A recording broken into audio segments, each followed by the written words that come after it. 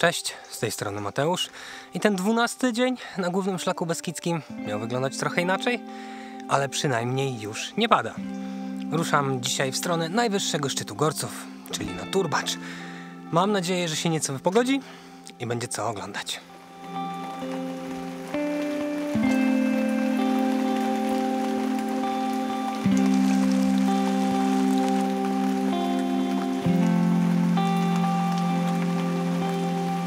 Poranek dzisiaj nie dopisał.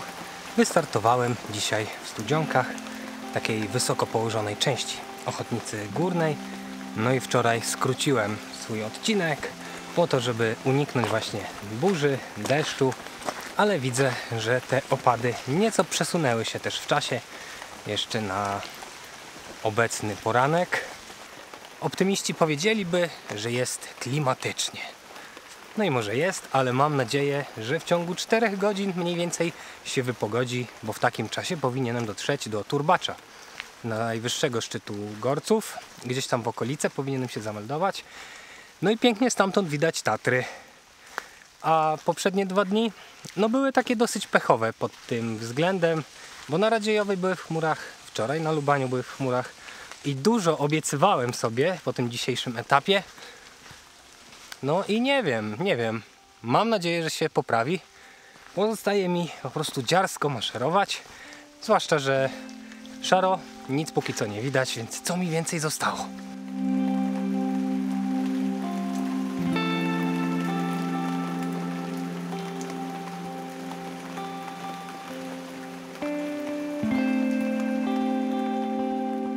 Mijam jakąś pierwszą, ciekawszą polankę i zastanawiam się, czy ona jest widokowa w warunkach dobrej przejrzystości. Może te drzewa zasłaniają. Mam nadzieję, że nie jest, żebym nie ominął jakichś ładnych widoków.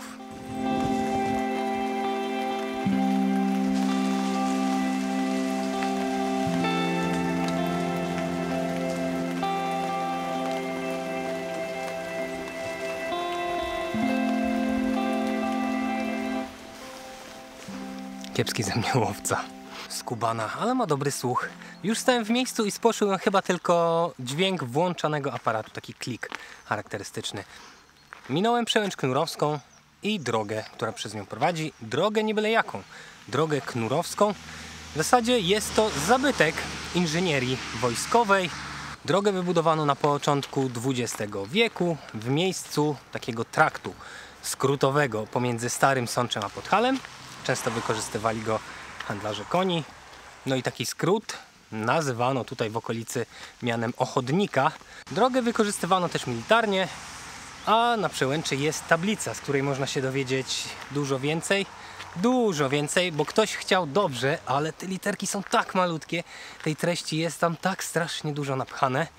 Jestem w stanie założyć się o swoje sznurówki w butach, że nie ma osoby, która przeczytałaby to zapewne w całości. A tutaj robi się naprawdę bardzo ładnie i pięknie parują lasy. Liczę na to, że nim dotrę w okolice Turbacza, to już się wypogodzi. Ciągle jest szansa na ładne widoki.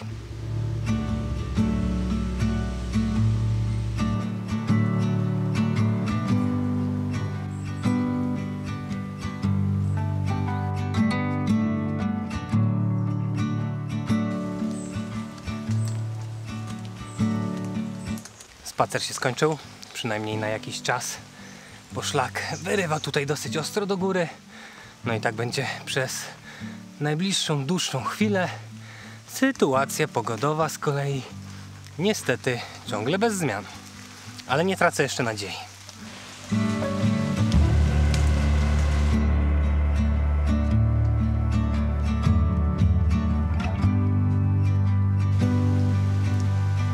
Wydaje mi się, że zbliżam się do poziomu tej chmury, która wisi nad szczytami i nad drzewami.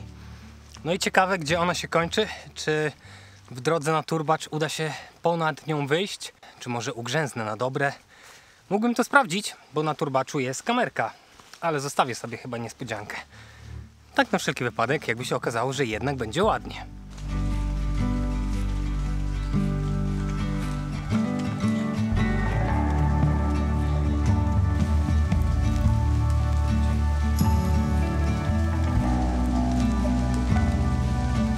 najlepsze, co mogłoby się teraz wydarzyć, to mgły w lesie, bo wygląda on wtedy niesamowicie. No i widoki tam wyżej, ale chyba nie można mieć wszystkiego i będę miał tylko mgły w lesie. A w dodatku też na polanach.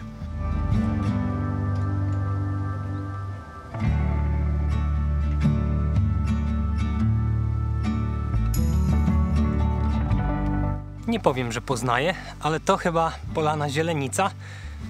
Zazwyczaj można tutaj nacieszyć oczy jakimiś widokami. Jest też ławeczka, która temu sprzyja. No ale bez sensu się zatrzymywać, zwłaszcza, że jeszcze mrzy, bo wlazłem w tę chmurę. Więc idę wyżej, co mi pozostało?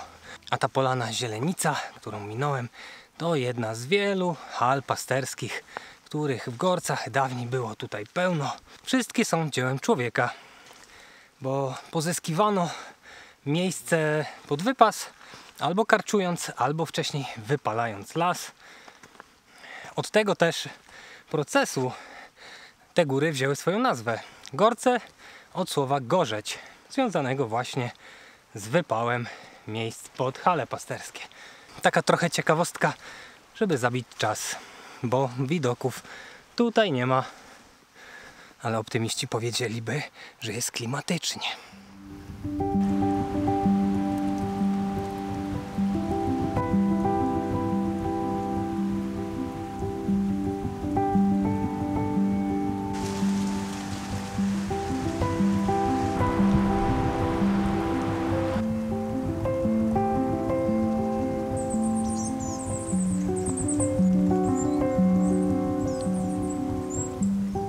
Strome podejście wzdłuż zapewne pięknej hali młyńskiej.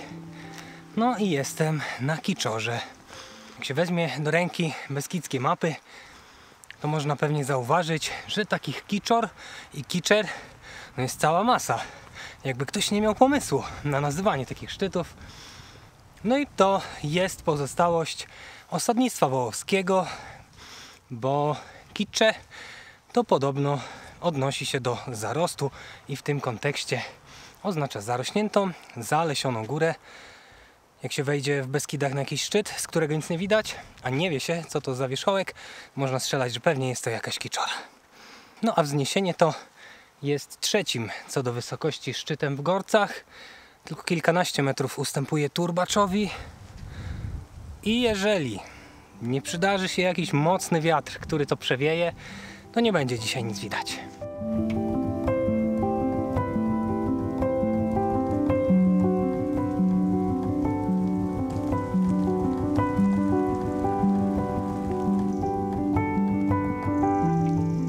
To wszystko za mną.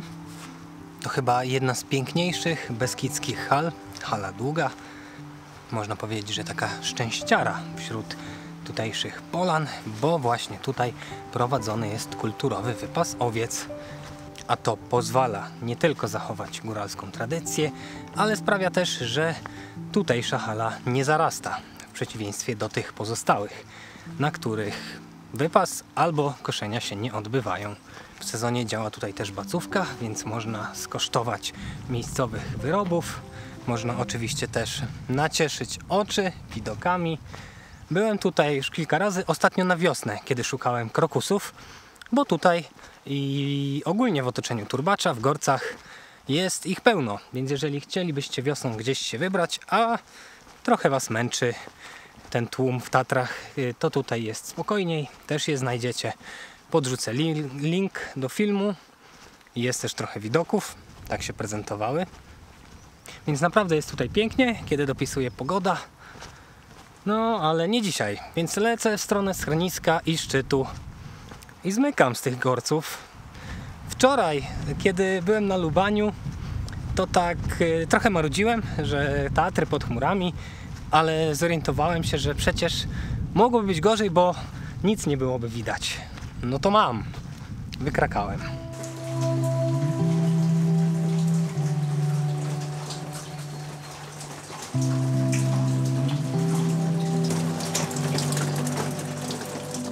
Turbacz bywał do tej pory dla mnie łaskawy, jeżeli chodzi o pogodę i widoki, ale dzisiaj widzę, że bez sentymentów.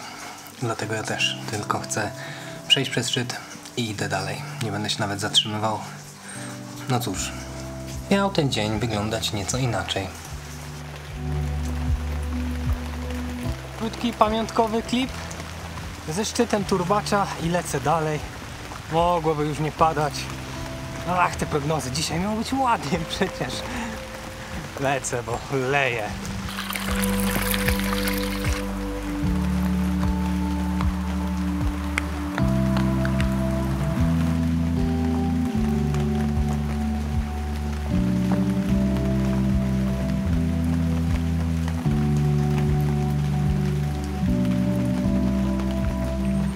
Tutaj jest ładny widok.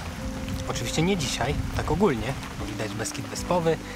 A ja dotarłem do Obidowca i poznaję po tym miejscu upamiętnienia. Tutaj w latach 70. rozbił się samolot sanitarny, który transportował na pokładzie chore dziecko i jego matkę. No i niestety w wyniku tej katastrofy matka zginęła. I w tym miejscu z elementów poszycia samolotu stworzono taki pomnik.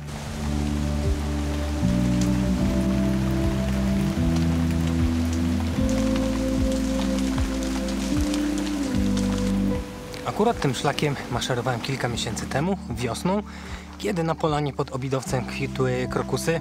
I to jest trochę niesamowite, jak duży wpływ na postrzeganie danego miejsca ma pogoda. Wtedy byłem zachwycony. Słoneczko, już takie popołudniowe, mnie tutaj złapało. Polecam wam ten film, bo bardzo ładną pętelkę można zrobić właśnie przez turbacz. A dzisiaj, gdyby to były moje pierwsze odwiedziny w tym miejscu, no to nie wystawiłbym gorcom laurki.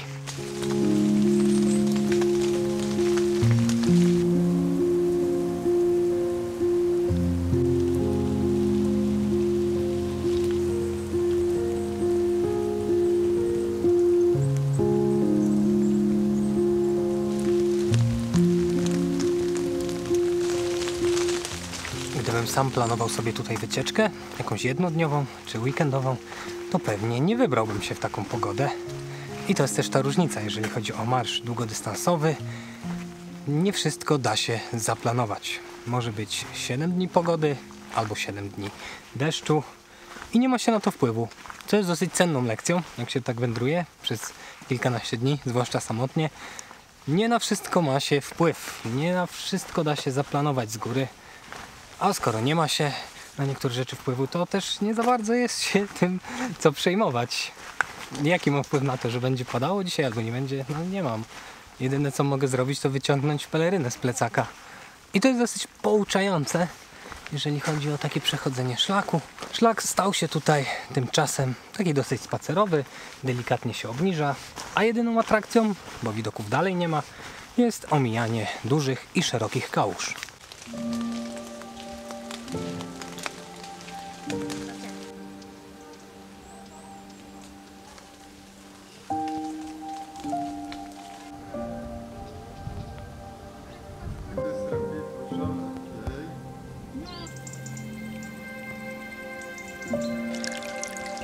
Nigdy nie zgadniecie, co widziałem? Swój cień.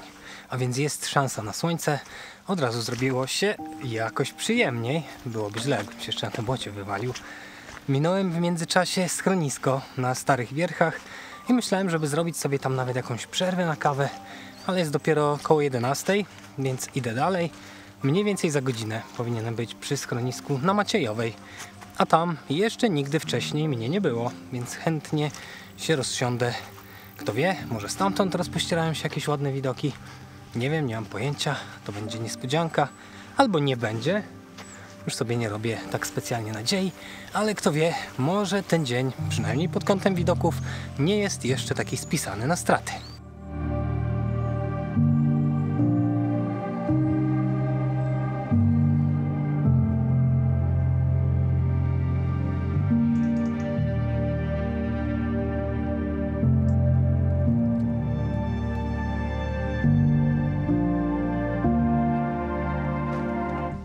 Najgorzej to coś sobie w myślach obiecać. Na przykład, że jeszcze pół godzinki i kawa.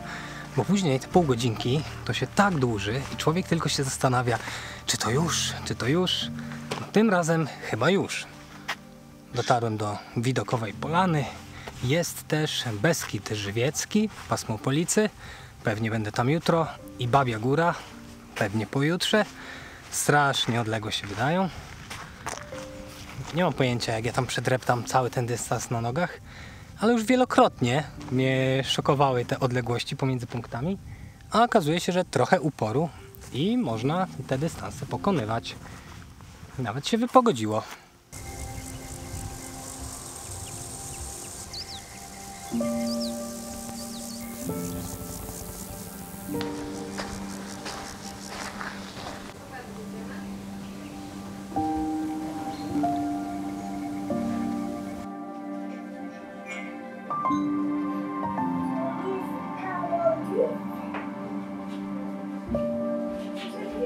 Kawa, no to pyszna jak zwykle, ale jak tutaj jest pięknie.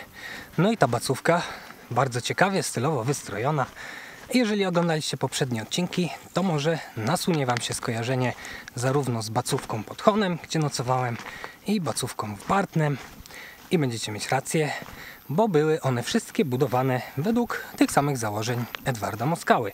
Czyli takich budynków, bacówek w naszych górach, bez zbędnych luksusów, ale przeznaczonych dla turystyki kwalifikowanej, dla turystów indywidualnych, żeby nie spotykały samotnych wędrowców sytuacje, gdzie w popularnych, dużych miejscach i schroniskach brakuje noclegu, żeby tutaj zawsze mógł je znaleźć.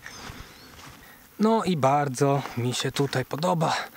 Myślę, że wpływ na to ma fakt, że wyszło słońce, teraz kierunek Rabka, no jeszcze kofeina krąży w krwi. Same przyjemne rzeczy.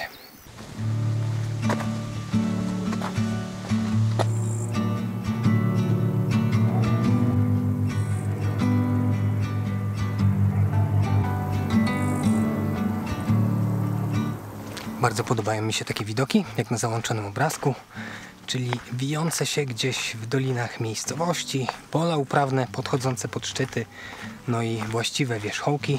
Po pierwsze dlatego, że to taki sielski, beskidzki właśnie krajobraz, a po drugie wydaje mi się, że to świetnie pokazuje skalę gór. Łatwiej jest mi uzmysłowić sobie, jakiego rozmiaru są góry, kiedy mam jakąś skalę porównawczą i taki malutki domek wciśnięty gdzieś na zbocze, no naprawdę robi czasami wrażenie.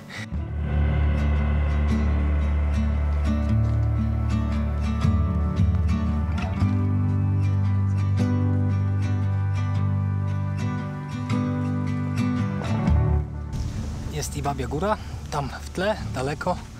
To będzie najwyższy punkt całego tego mojego szlaku.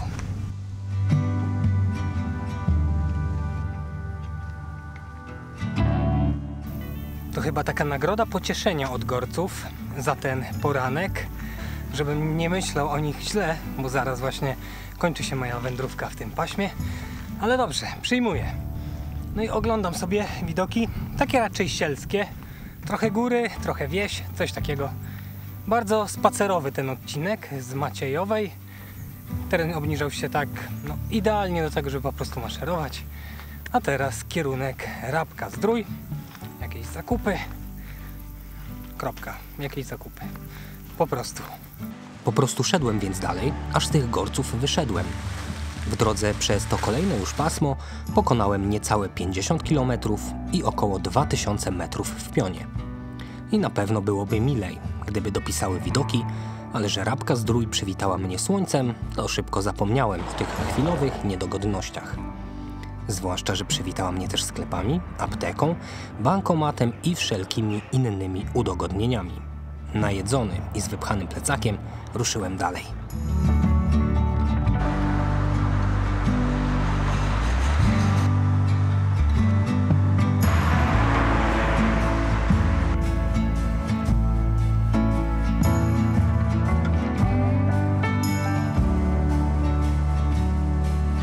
Ciągnie się ta Rabka i ciągnie, końca nie widać w zasadzie, ale na szczęście wszystko co potrzebne jest tuż przy szlaku, nie trzeba nigdzie daleko chodzić.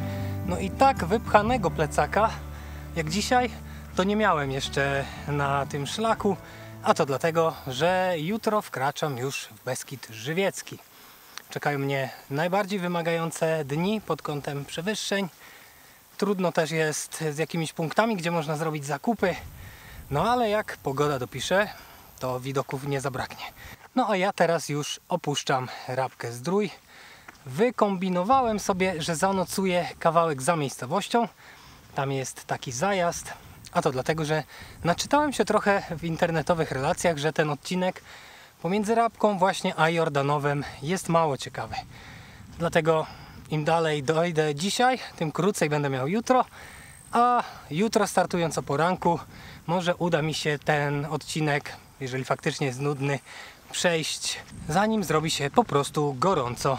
Co z tego wyjdzie i czy nie przekombinowałem, to dowiecie się już za tydzień. Zapraszam Was do kolejnego odcinka. A teraz trzymajcie się dobrze i do zobaczenia. Cześć!